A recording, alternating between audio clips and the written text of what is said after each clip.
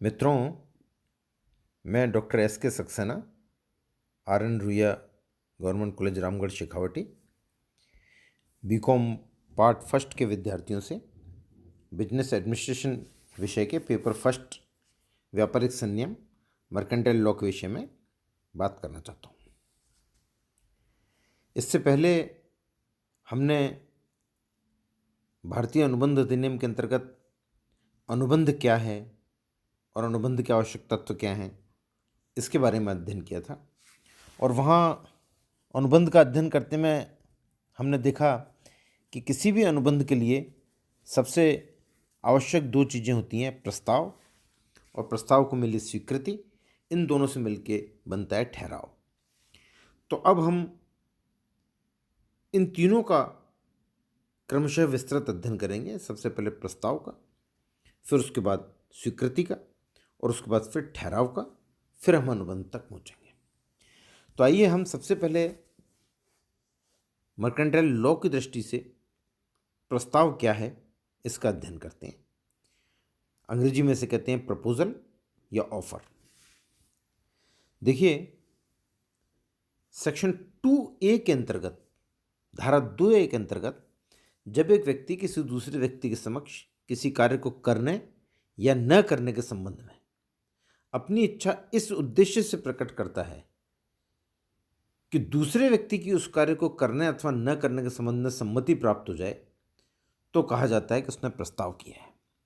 थोड़ी सी टिपिकल है परिभाषा, साधारण शब्दों में आपको बताता हूँ मैं कि एक व्यक्ति किसी कार्य को करने या न करने के संबंध में, देखिए, प्रस्ताव किसी व्यक्ति को एक विशिष्ट प्रकार का कार्य करने के लिए भी हो सकता है और किसी व्यक्ति को एक विशिष्ट प्रकार का कार्य करने से रोकने के लिए भी हो सकता है, न करने के लिए भी। तो किसी कार्य को करने अथवा न करने के लिए जब अपनी इच्छा इस उद्देश्य से प्रकट करता है कि सामने वाला व्यक्ति उस कार्य को करने या न करने के संबंध में अपनी इच्छा भी बता दे कि नहीं साहब, मैं तो ऐसा नहीं करना चाहता, या मैं तैयार हूँ, मैं ऐसा करना चाहता हूँ, तो ये माना जाता है कि पहले व्यक्ति ने दूसरे व्यक्ति के समक्ष प्रस्ताव किया।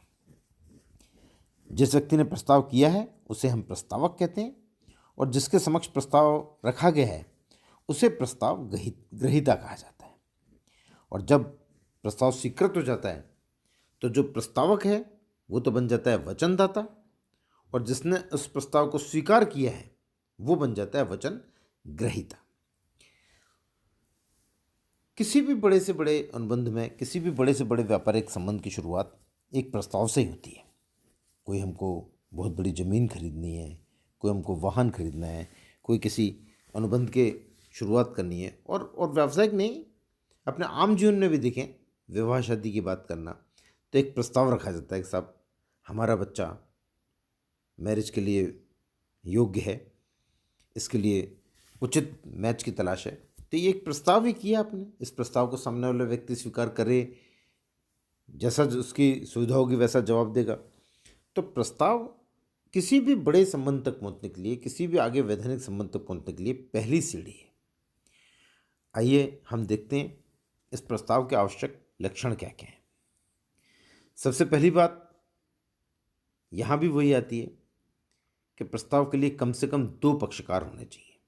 कोई भी व्यक्ति खुद स्वयं से कोई प्रस्ताव नहीं कर सकता, कम से कम 2 तो हो कि एक व्यक्ति करेगा सामने वाले से, तो कम से कम 2 पक्षकार, 2 से अधिक भले ही हो सकते हैं लेकिन 2 से कम नहीं।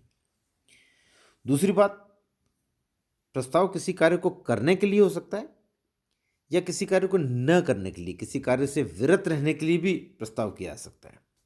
देखिए, कई बार ऐसी स्थिति भी आती है, थोड़ा सा मैं आपको इस बात को क्लियर कर दूं कि मान लीजिए एक्स ने कोई ऐसा काम किया जिससे वाई को सार्वजनिक रूप से अपमान हुआ।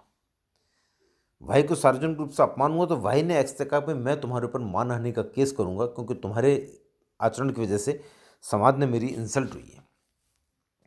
एक्स उससे कहता है, भाई मेरे से गलती हो गई, मैं सॉरी फील करता हूँ, आप मेरे खिलाफ मानहानि का केस प्रस्तुत नहीं करिए, और अगर आप मेरे खिलाफ कोई केस नहीं करेंगे तो मैं आपको 10,000 रुपये दूंगा।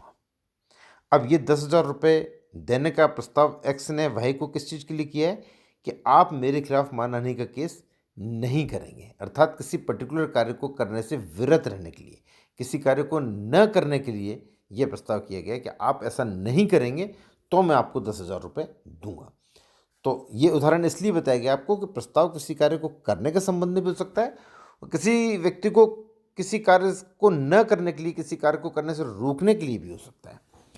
तो प्रस्ताव किसी कार्य को करने या न करने अर्थात कार्य से विरत रहने के लिए भी हो सकता है। तीसरी इसकी आवश्यक विशेषता या लक्षण है कि प्रस्ताव का उद्देश्य होता है हमेशा सामने वाले की इच्छा, सामने वाले की सहमति, सामने वाले की राय, सामने वाले की नीयत वो पता करना। वैसे हवा में ही कहना कि भाई मैं कार खरीदना चाहता हूँ, ये कोई प्रस्ताव नहीं हुआ।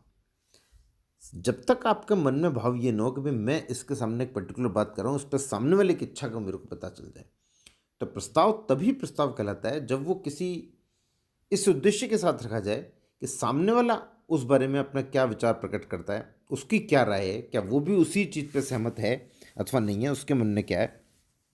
जब तक इस उद्देश्य से न कही जाए बात, तब तक वो प्रस्ताव नहीं कहलाती। नेक्स्ट, वैधानिक संबंध में बंधने की इच्छा। पुनः यही बात जो हमने अनुबंध के संबंध में कही थी कि प्रस्ताव ऐसे पारिवारिक माहौल में, हंसी मजाक में, मित्रता में, प्रेम भाव से जो किया जाता है वो हमारे इस मर्केंटाइल लॉ के संदर्भ में प्रस्ताव नहीं कहलाता। प्रस्ताव के लिए जरूरी है कि प्रस्ताव करते समय आपको इस बात का भान होना चाहिए कि जो मैं कह रहा हूँ वो एक वैधानिक संबंध में बंधने की शुरुआत है, अर्थात मैं जो कह रहा हूँ वो करने के लिए मैं भी बद्ध होऊंगा और सामने वाले व्यक्ति से ने जो सहमति दी उसके लिए मैं उसको भी बद्ध कर पाऊंगा। तो ये एक वैधानिक संबंध में बंधने की प्रक्रिया है जिसमें दोनों पक्षकार एक दूसरे को न्यायालय में जाके जो बात आपने कही है उसको करवाने के लिए बाध्य कर सकते हैं। और पांचवी सबसे बड़ी बात यह कि प्रस्ताव का संवहन होना चाहिए, कम्युनिकेटेड। ये बड़ी महत्वपूर्ण बात है कि जिस व्यक्ति से आप स्वीकृति की आशा कर रहे हैं उसके नोटिस में तो आना चाहिए ना आपका प्रस्ताव। जिंदगी में हमारे साथ भी ये कई बार होता है कि हम अपनी बात को सामने वाले के समक्ष रख ही नहीं पाते हैं और हमारे मन में कई बार ऐसा रहता है कि शायद सामने वाला अपने आप ही समझ गया है हमारी बात को, लेकिन ऐसा होता नहीं है। व्यवहारिक जीवन में भले ही हो सकता है आप बहुत भाग्यशाली हों तो आपके साथ ऐसा हो गया हो कि आपकी बात को बिना कहे ही सामने वाला समझ गया और उसने अपना जवाब आपको दे दिया हो, लेकिन फ़िलहाल यहाँ हम इस समय मर्केंटाइल लॉ की बात कर रहे हैं और मर्केंटाइल लॉ में ऐसा कुछ हवा में नहीं होता कि सामने वाला अपने आप अंदाज लगा ले और अंदाज से अपने आप आपको अपना जवाब दे दे। यहाँ प्रस्ताव का संवहन पूरी तरह से होना जरूरी है, स्पष्ट रूप से आपके द्वारा सामने वाले व्यक्ति को ये प्रकट करना, और प्रकट ही नहीं करना बल्कि उस व्यक्ति को उस बात का समझ में आ जाना, उसको द्वारा सुन लिया जाना या उसके द्वारा पढ़ लिया जाना। कोई भी चीज़ संवहन हुई तब मानी जाती है जबकि जिस भाव से जो बात आपने दूसरे व्यक्ति के समक्ष पहुंचानी चाहिए वो बात उस व्यक्ति ने उसी रूप में आपकी बात को सुन लिया हो, समझ लिया हो। अब उसके बाद वो जवाब यस में भी दे सकता है, नो में भी दे सकता है, ये उसकी इच्छा है, लेकिन कम से कम आपकी बात उस तक पहुंची तो सही।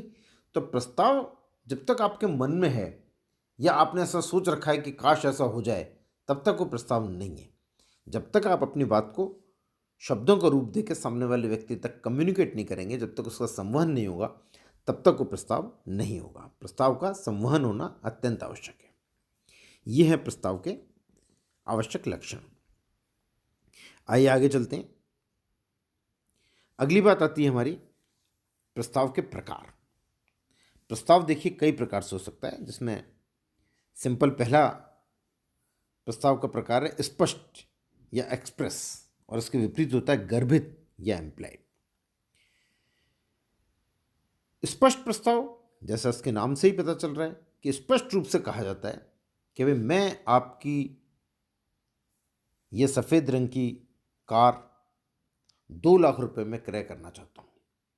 सामने माल रखा हुआ है, आपने सामने उसको इशारा किया और सामने आपने एक बात कही, और जैसा अपन व्यवहारिक जीवन में जितने भी अनुबंध करते हैं, कोई दुकान पर जाके कोई चीज़ खरीदते हैं, साफ ये चीज़ भाई ये चीज़ मैं इतने रुपए में खरीदना चाहता हूँ, या एक कोई दुकानदार आपसे प्रस्ताव करता है कि भाई ये चीज़ हम आपको इतने रुपए में बेचने को तैयार हैं, तो आप स्वीकृति देते हैं हाँ मैं लेने के लिए तैयार हूँ।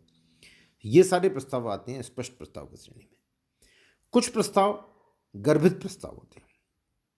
गर्भित प्रस्ताव कैसे कि आप मार्केट में खड़े हैं आपने एक टैक्सी को हाथ दे के रोका, टैक्सी रुक गई, आपने दरवाज़ा खोला, आप टैक्सी में बैठ गए, आपने कहा भाई अमुक स्थान पर चलो। अब वो टैक्सी अमुक स्थान पर पहुंच गई, आपके बताए स्थान पर, वहाँ उसने आपको उतार दिया। अब वो अपने पैसे मांगेगा। अब आप कहेंगे भाई पैसे की तो कोई बात ही नहीं हुई थी, पैसे की बात नहीं हुई थी।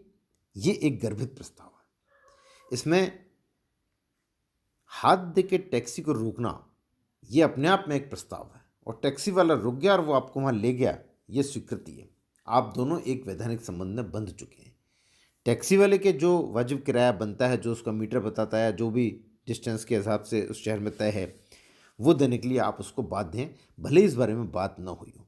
ये सारा अनुबंध गर्भित है, जो एक सामान्य परंपरा के अंतर्गत, क्योंकि इस प्रोफेशन में ऐसे ही होता है कि आप हाथ दे के टैक्सी को रोकते हैं, टैक्सी रोक लेता है, आप उसमें बैठ जाते हैं, आपने उसको, अब यहाँ पे पूरी बात नहीं होती सबको मैं इतने रुपए लूँगा, इतने पैसे दूंगा, हो जाए बात बहुत अच्छी बात है, लेकिन नहीं भी हो तो भी ये सारी चीज़ें गर्भित हैं। तो प्रस्ताव दो प्रकार का हो सकता है, साधारण प्रस्ताव, गर्भित प्रस्ताव। गर्भित प्रस्ताव में किसी विशिष्ट आचरण के द्वारा या किसी विशिष्ट इशारे के द्वारा या किसी विशिष्ट तरीके से अपनी बात सामने वाले को कम्युनिकेट कर दी जाती है, सामने वाला भी एक विशिष्ट तरीके से आपकी उस बात को स्वीकृति दे देता है और बात आगे बढ़ जाती है। प्रस्ताव का दूसरा प्रकार आता है विशिष्ट प्रस्ताव और साधारण प्रस्ताव, स्पेसिफिक प्रपोजल और जनरल प्रपोजल। स्पेसिफिक प्रपोजल यानी विशिष्ट प्रस्ताव वो प्रस्ताव है जो किसी एक व्यक्ति विशेष को दिया जाता है, उसकी स्वीकृति या उसका जवाब वही व्यक्ति दे सकता है। और साधारण प्रस्ताव एक खुला प्रस्ताव है जिसकी स्वीकृति कोई भी व्यक्ति दे सकता है।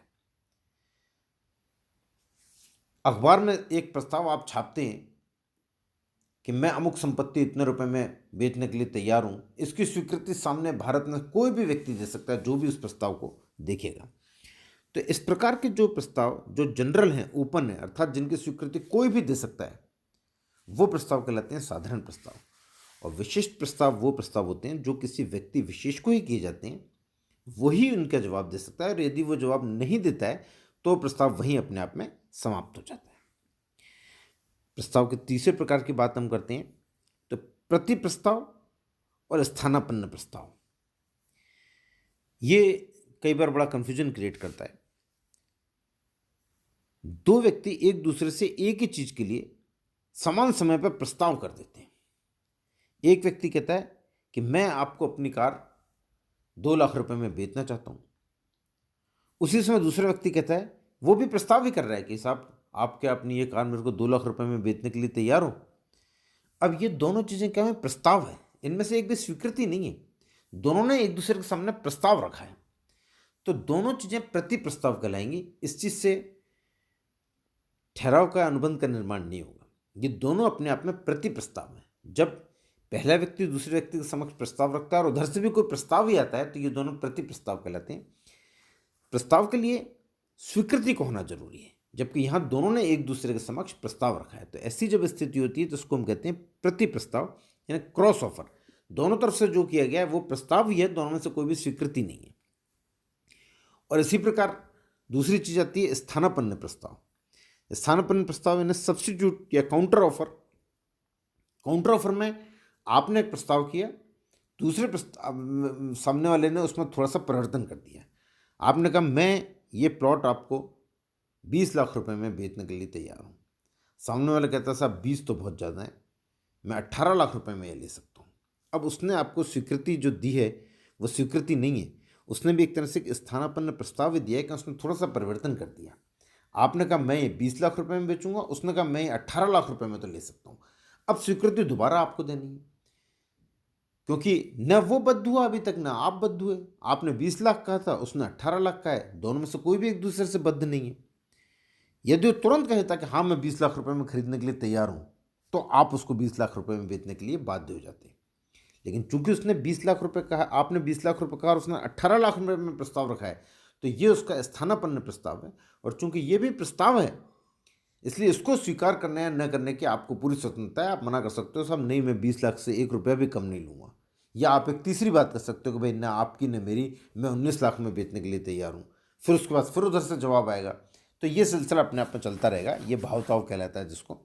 तो ये प्रति प्रस्ताव और स्थानापन्न प्रस्ताव, ये हैं प्रस्ताव के प्रकार। आज इतनी बात करेंगे हम। अगली बार आपसे फिर जल्दी ही मुलाकात होगी। धन्यवाद मित्रों।